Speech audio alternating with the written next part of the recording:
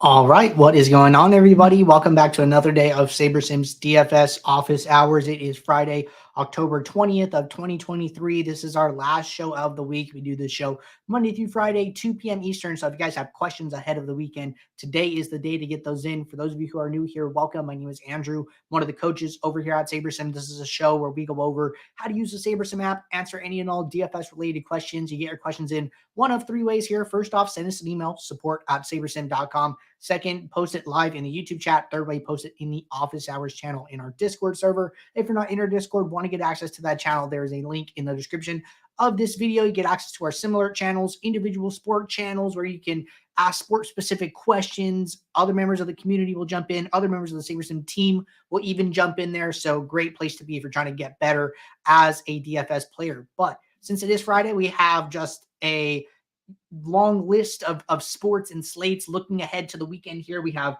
a 2-game MLB slate today. We have a 2-game NHL slate today. We have college football, 12-game main slate on Saturday, 13-fight MMA card on Saturday. We obviously have NFL on Sunday, and then we also have NASCAR and Formula One on Sunday. So many different sports coming at you today through the weekend here. If you're not signed up with SaberSim and are watching this show for the first time, want to check us out, want to get an idea of what we are all about, we have a 5-day free trial, which you can find a link in the description of this video to get started right away. I always suggest people sign up for the trial before the weekend, just get access to so many sports and get to see how our models do. But with that said, going to get the app pulled up here. As always, want to remind you guys ahead of the weekend here, if you're not signed up for our weekly max challenge, it is a NFL promotion / giveaway that we do during the season here. You can earn weekly prizes. You can earn season-long prizes. There's still time to earn season-long prizes if you have not signed up yet. The link to this page also in the description. Use this green enter the challenge button. Fill out our short form so we can send you guys awesome gear here. And then all you have to do, use the SaberSim logo as your avatar on DraftKings and max enter one of the DraftKings mini max contests on the NFL Sunday main slate. That is all it takes to get started there. So with that said, I'm going to jump into questions in the office hours channel first, and then we will jump into questions live in the YouTube chat. So don't see a ton of questions at the moment. If you guys have questions, now is always a good time to get those in. But our first question here says, is there a way to see aggregate ownership for a team in NHL? It would be great if there was a way to get a quick sense of what teams versus individual players are expected to be top stacks. Okay, so good question here. There is a little hacky way to do this. So something that I've talked about in the past here, I'll just kind of talk through this first, is you can filter by team and you can sort by order. And something that I've said here is that go and look at the ownership for the top batters on the team here. And that will kind of get you a sense. I know I'm using MLB as an example here. We'll also jump over to NHL.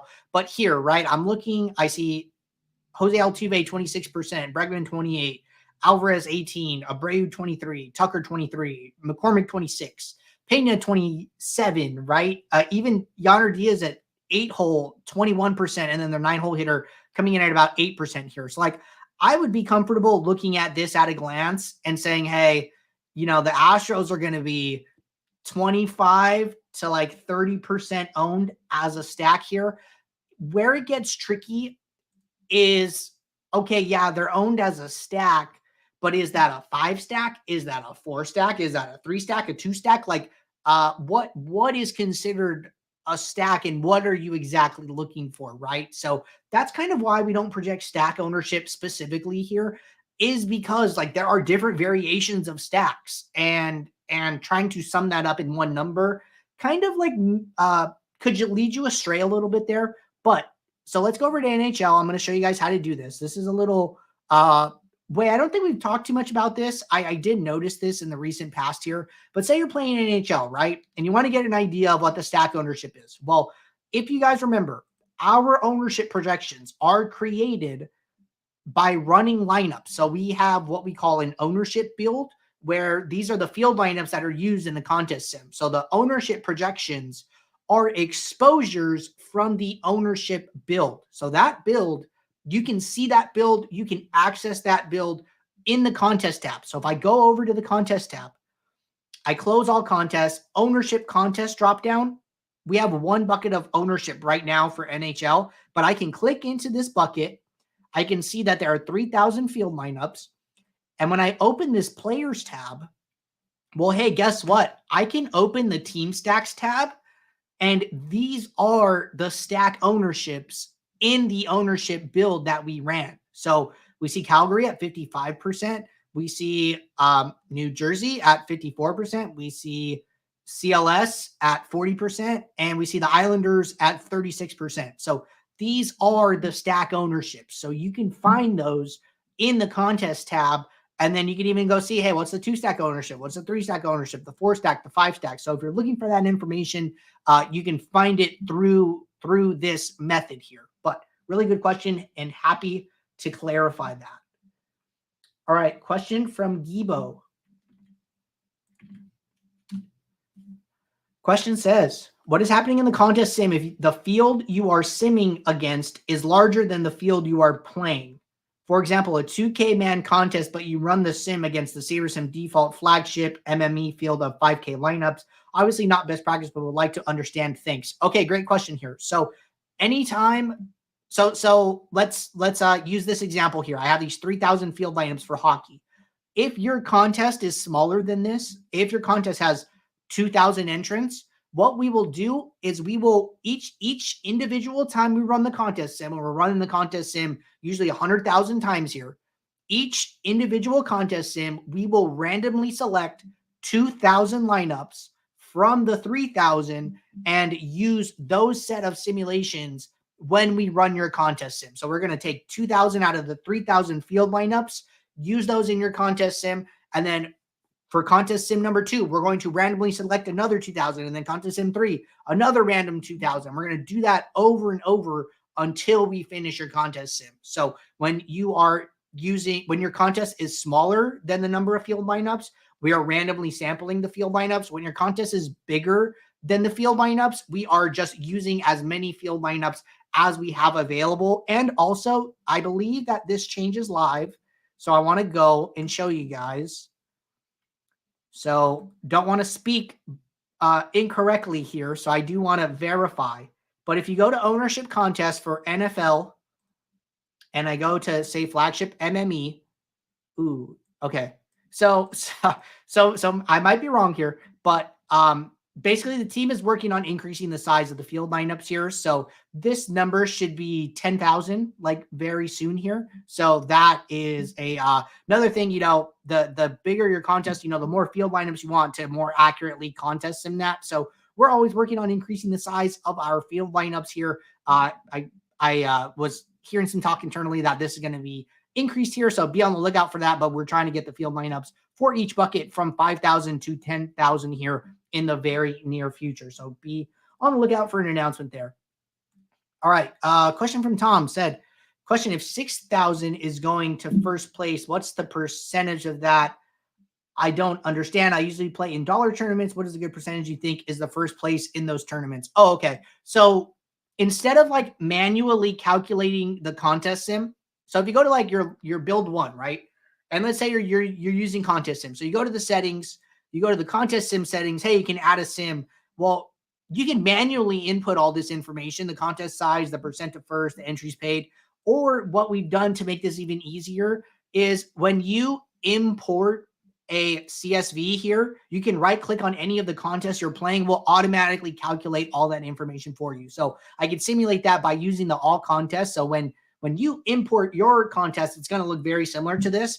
I can come in here, right click on any of these contests. I'm going to get this add contest sim button here. When I click that, hey, it's going to select the correct set of field lineups. It's going to select the contest size. It's going to calculate the percent to first. It's going to calculate the percent entries paid, and then it's going to set the number of sims for you. All you have to do is hit save here.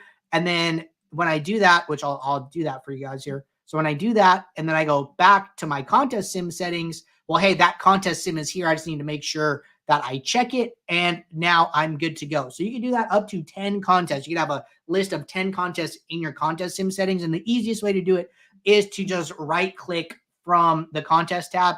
One thing, though, is that we do not have the payout structure information for FanDuel. We only have it for DraftKings. So with FanDuel, we will capture usually the contest size correctly, but the percent of first and the cash line can be off. So you might have to calculate those yourself.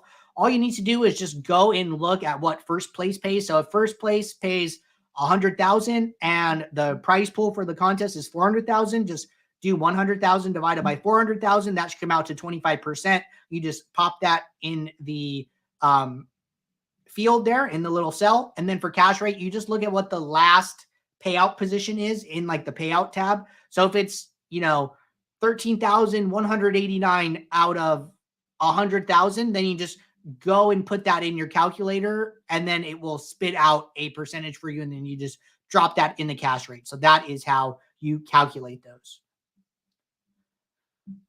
All right.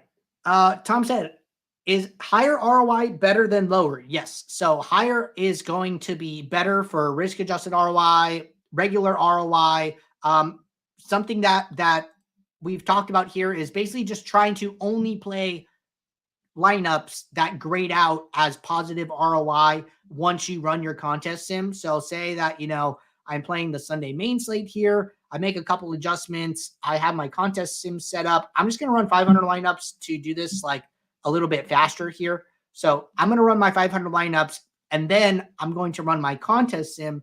And then from there, I'm going to basically use the contest sim metrics as a measuring stick for how far down in my pool I want to go. And before we used to say, hey, try and stay in the top 25 to 50% of your pool, because we didn't have a good measuring stick. There wasn't a good way to visualize that information. But now with contest sims, you have that feedback loop, and you're able to use it when trying to figure out how much diversity should I get, how many min-max exposures, did I make too many changes? Well, like now you have a way of seeing that when you use contest sims, right? So the contest sim is running here. Once the contest sim is done, you will get the summary statistics underneath each lineup here. So like I'm looking at 20 lineups out of 500 here. And let's say I want to start increasing my mini uniques. So I'm going to go straight to 6. So at 6 mini uniques, my last lineup is number 81. My sim ROI is 47%. Okay, great. Let's go more, mini uniques of 7. Okay. Hey, this lineup is negative 14% ROI. And then the next one is, you can sort it by however you want. I'm going to sort by risk adjusted ROI for this example. But when I'm sorting by risk adjusted ROI, hey, at 7 mini uniques, the sim ROI for my last lineup is 12.8. So still positive, right? So like I'm using that directly as a measuring stick. And then at mini uniques 8, I can't even get to 20 lineups. So I would be comfortable staying at 7, right? If I go to 7, I know I'm still getting positive sim ROI lineups. I'm basically maxing out my diversity, and I feel pretty comfortable about how this looks, right? So at the end of the day, you are trading sim ROI for diversity, but I think that it's worth it, especially in super high variance sports like NFL main slates, where you only get 1 per week here. You only get 18 across the season. That's something that Max and I talked about on our last NFL main slate review show, is like, hey, you're playing NBA every day. You're playing MLB every day. You're getting 30 main slates a month times 6 months. You're getting 180 slates. In football, you're getting 18 main slates. So that is 1/10 of a season of one of these other sports here. So the smaller your sample size, the higher your variance. And then, the more slates you get, the more that kind of gets smoothed out over time. So I think diversity is super important in NFL main slates. And I would suggest that you take advantage of some of these options here and process. But really good question there. That was our last question at the moment here. We are all caught up with the questions in both the Office Hours channel and the YouTube chat. So not seeing anything else coming in here like always. Oh, actually, a little announcement. Monday and Tuesday of next week, the show is going to be at 3 p.m. Eastern, not 2 p.m. Eastern. I do have a little bit of a conflict on Monday and Tuesday. We will be back to regular time on Wednesday here. So be on the lookout for that. I will obviously get the streams scheduled appropriately and let you guys know about it, but just wanted to make a quick announcement here prior to Monday. So until Monday, guys, take care. Good luck. Enjoy a weekend pack full of sports and DFS. Hope you guys all do well. I will talk to you guys then. Thanks. Bye.